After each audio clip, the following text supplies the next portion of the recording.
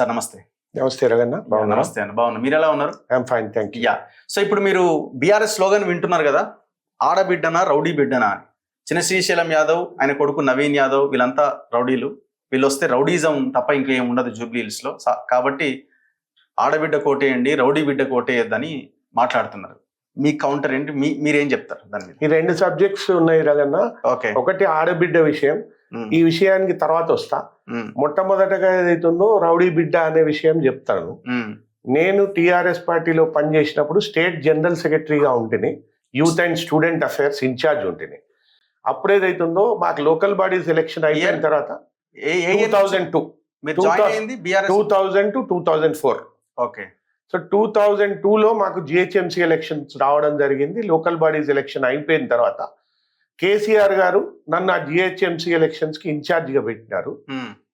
కేసీఆర్ గారు స్వయంగా నాతోనే ఏదైతుందో చిన్న శ్రీశైలం యాదవ్ను మనం తీసుకొచ్చి టికెట్ ఇస్తే బాగుంటది, ఆయన చాలా మందికి ఏదైతున్నదో పేద ప్రజలకు హెల్ప్ చేసినాడు అని చెప్పడం జరిగింది. ఓకే. అప్పుడు నేను చిన్న శ్రీశైలం యాదవ్ను సంప్రదించి కేసీఆర్ దగ్గరికి తీసుకెళ్లి ఆయనకు టికెట్ బీఫామ్ ఇచ్చి, ఆయన భార్య కస్తూరి యాదవ్ గారికి కూడా రెహమత్ నగర్ టికెట్ ఇచ్చి, చిన్న శ్రీశైలం యాదవ్ కు జూబ్లీ హిల్స్ టికెట్ ఇచ్చి, మరియు కేసీఆర్ గారు స్వయంగా ఆయనను మేయర్ క్యాండిడేట్ గా కూడా డిక్లేర్ చేయడం జరిగింది.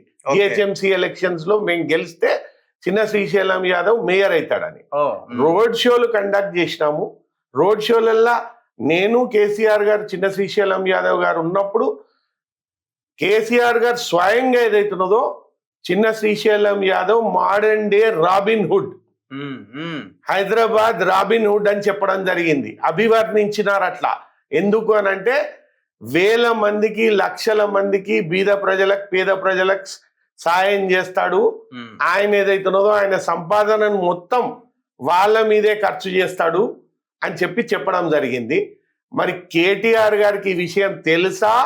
తెలిసి కూడా ఏదైతున్నదో ఈ అబద్ధాలల్లా నంబర్ 1 ప్రపంచంలోనే గిన్నెస్ బుక్ రికార్డు సాధించిన కేటీఆర్ గారు ఏదైతున్నదో తెలిసి కూడా ఏదైతున్నదో రౌడీ బిడ్డ అని అనడం జరుగుతుందా? మరి అప్పుడు ఇచ్చినప్పుడు ఏదైతుందో రౌడీ బిడ్డ కాదా? అప్పుడు రాబిన్ హుడ్. అప్పుడు రాబిన్ హుడ్. ఇప్పుడు ఏదైతున్నదో కేటీఆర్ నోట రౌడీ బిడ్డ అని వస్తుంది. ఆయనకు సిగ్గు ఉండాలి. పోయి ఆయన తండ్రి దగ్గర పోయి అడిగి, తండ్రి దగ్గర తెలుసుకోవాలి, మేయర్ గా డిక్లేర్ చేసినవా నువ్వు, బీఫామ్లు ఇచ్చినవా నువ్వు, రోడ్ షోలలో రాబిన్ హుడ్ అని చెప్పినవా నువ్వు అని. సిగ్గు లేని మాటలు మాట్లాడుతున్నాడు కేటీఆర్. ప్రజలు ఏదైతున్నదో బరియలు పెట్టి కొడతారు. సో ఆనాడు మీరు జనరల్ సెక్రటరీగా ఉన్నారు. అవును, నేను స్టేట్ జనరల్ సెక్రటరీగా తీసుకొచ్చిందే మీరు. నేను ఆయనను తీసుకెళ్ళినాను.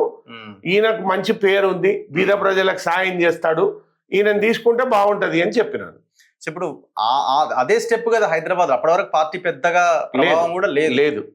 సో వాళ్ళు కూడా ఒక రకంగా ధైర్యం చేసే పార్టీలోకి వచ్చి ఉండాలి. అంటే ఏం లేని పార్టీలోకి వచ్చి, ఏం లేని పార్టీ తెలంగాణ కోసం పాటుపడుతుంది. తెలంగాణ మూవ్మెంట్ లో మనం కూడా ఇంత చెయ్యాలి, మనం కూడా ఇంత సాయం చేయాలి అని నేను నా భరోసా మీద, నా మాట మీద, పాపం ఆయన పార్టీకి కూడా సాయం చేసినాడు, కేసీఆర్ కూడా సాయం చేసినాడు, ఉద్యమానికి కూడా సాయం చేసినాడు.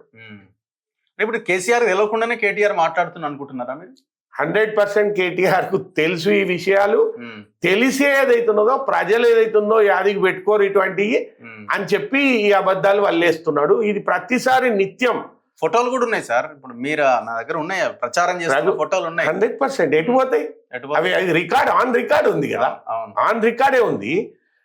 ఇప్పుడు యూరోపియన్ ఫోక్లోర్ లిజెండ్ ఒక ఆయన ఫాస్ట్ అని ఉన్నాడు సార్ రగన్న.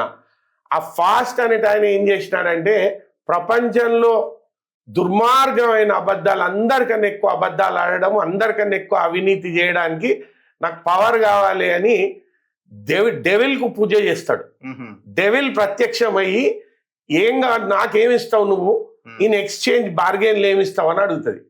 నేను నా దగ్గర ఏమున్నది, నేను మొత్తం అబద్ధాలు ఎన్ని ఆడాలను అని ఆడేసిన, మొత్తం దోపిడీ చేసేసిన, నా దగ్గర ఇచ్చేయడానికి ఏం లేదు అని అంటే, నీ ఆత్మను నాకు ఇస్తావా అని అడుగుతుంది.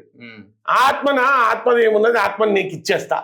ఎట్లా? నాకు ఆత్మనే అవసరం లేదు, ఎందుకంటే నేను పచ్చి దొంగను, పచ్చి అబద్ధాలు ఆడేటోని అని చెప్పి ఆత్మను కుదువ పెట్టి ప్రపంచంలో అత్యంత అమోఘమైన అబద్ధాలు చెప్పే శక్తి నాకు ప్రసాదించు, నాకు వచ్చే జన్మలలో కూడా నేను వేరే పుట్టే జన్మలలో కూడా ఈ శక్తి ఉండాలి అని అంటే అప్పుడు డెవిల్ ఆయనకు అది ఇస్తుంది. ఇప్పుడు ఈ ఫాస్ట్ కు సంతతికి చెందిన వచ్చే జన్మలలో పుట్టిన కేటీఆర్ ఈ అబద్ధాల కోర్, నంబర్ 1 అబద్ధాల కోర్ ప్రపంచంలో. అక్కడికి వెళ్ళి ఇది స్టార్ట్ అయింది. ఈయనకు తెలిసే చేస్తున్నాడు ఇదంతా. సో తర్వాత శ్రీశైలం యాదవ్ జర్నీ ఎట్లా ముందుకెళ్ళింది? మీరిద్దరు కలిసి ముందుకెళ్లారా? లేదు, ఆయన ఎలక్షన్ జరిగింది, ఆ ఎలక్షన్ లో తెలుగుదేశం గెలవడం జరిగింది. దాని తర్వాత ఆయన సామాజిక సేవలో బీద బడుగు వర్గాల సేవలో నిమగ్నమై ఉండే. తర్వాత బీఆర్ఎస్ నుంచి దూరం జరిగిండు. ఆయన బిజినెస్ కార్యకలాపాలు, సామాజిక కార్యకలాపాలు చేసుకుంటూ ఉండే. మధ్యకాలంలో గత 10-15 సంవత్సరాల నుంచి నవీన్ యాదవ్ ఏదైతుందో ఆయన కొడుకు కొంత సమాజ సేవ నవ్ యువ నిర్మాణ్ అనే సంస్థ స్టార్ట్ చేసి ఈ బీద బడుగు వర్గాలకు health services, education services, scholarships, తర్వాత సీమంతాలు, సామూహిక సీమంతాలు, సామూహిక పెళ్లిలు అన్నిటికీ ఏదైతుందో సహాయం చేసుడు స్టార్ట్ చేసినాడు. ఇంకా తండ్రి కన్నా చాలా పెద్ద పేరు ఈ యువకునికి వచ్చింది.